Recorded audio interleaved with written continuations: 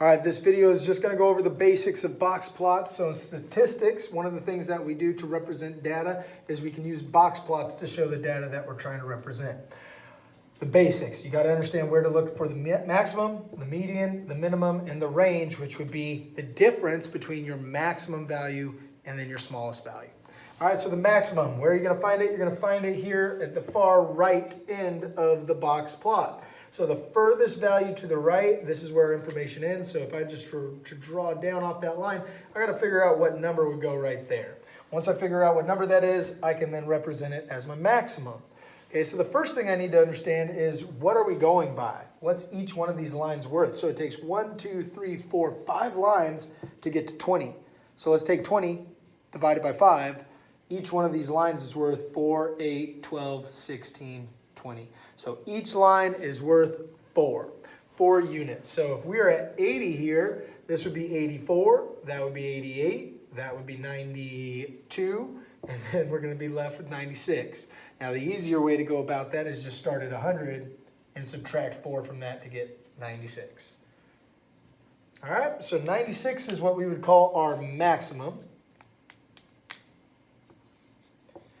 I would imagine if you know that that's the maximum, you know where to look for the minimum. That's right, if we went all the way far to the right for the maximum, we're going to mosey on over here to the left to find our minimum. Draw your line straight down. It meets up with this line here. 4, 8, 12 is the number we're looking for a minimum. So our minimum is a 12. Median. Okay, median, sometimes kids get confused. Most of them are going to go here and to the center line. That's what you're looking for, right there. Okay, I'll talk in another video about what all this information is here and here, and we'll discuss that at a later point in time. So I'm going to go to 60, but back 4 spaces. If that's 60, take 4 away, and we would be at 56. So my median is exactly what I just said, 56. Now the range. The range comes from your largest value subtracting your smallest value.